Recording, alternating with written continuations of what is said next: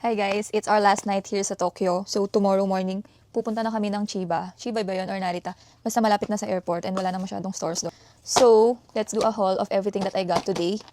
Starting off with etong mga cosmetics na nabili ko doon sa mall. 5 minutes walk away from our Airbnb. So, yung total ng lahat ng to, ayan, 4,000 something yen lang. Super dami nito guys. As in, sobrang mura sa mall na yon. Like Skin, favorite ko to, si Skin Aqua na Tone Up Essence. SRP niya is around 799 yen hanggang 900 plus yen. Pero doon, nakuha ko lang sila ng 499 yen plus tax. So, ang ganito, spray edition. So, pwede to pang retouch or kunwari mainit. Sprayan mo na lang yung sunscreen mo. So, got bath salts, dalawa. Ayan. Nagpagawa kasi kami ng parang, hindi siya bathtub, pero parang gano'n na rin. PR sa may office. So, gagamitin natin to doon. At some lippies. So, itong tatlong to, matte sila. Super rare lang makahanap ng matte lippies dito sa Japan. Kasi mas prefer nila yung glossy. Ganyan. So, ayan. I think itong mga to, 99 yen lang. So, 40 pesos. I also got this curl keep lotion. So, sprayan mo lang siya and then curl your hair para mas magtagal yung curl mo. Tapos, mahilig ako mag-try ng mga bagong shampoo and conditioner. Kaya bumili ako ng mga ganito para silang mga tester or sampler sizes. Ano lang, parang nagre-range lang siya ng 29 yen hanggang 65 yen. Ay, shampoo and conditioner na. I think sa akin, good for 2 uses na to. Tapos ito, kinuha ko na lahat ng variants na available doon kasi super mura. Pares na yan, may shampoo and treatment na yan or conditioner. Nagkamali lang ako dito pero ito siya. Biling mga mascara. Ito, akala ko lip tints sila kasi yung color.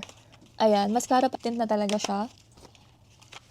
Ayan, mga more lip tints. And from that store is itong mga lip serum. Ayan, lip serum. Same mall, merong Matsumoto Kiyoshi. Hindi ko na rin doon yung mga pinabili nila. Ito, yung Dalba serum. Hindi pa to available sa Philippines. Hindi ko siya pwedeng buksan kasi tax free. So ayan, Dalba serum siya. Meron ding available dito sa Japan ng Dalba spray. Pero guys, mas mura siya sa TikTok shop. Parang naka-order ako noon, 1,100, dalawang bote na siya, isang 100 ml, isang 50 ml. Pero dito sa Japan, 900 something or 1,000 something pesos.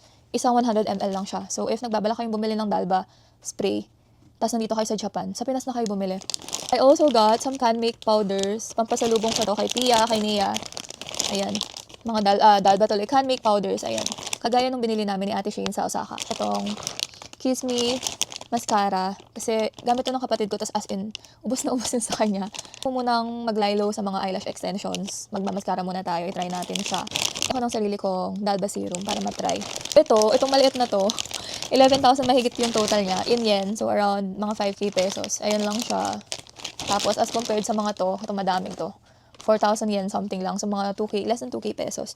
So today, meron din kaming find ni JC. Ang iPad mini 4 for only 8k yen. So, niingit niya kasi ako dahil nakabili siya last time. Eh, pamimigay niya daw yun. Hanap din ako ng sa akin.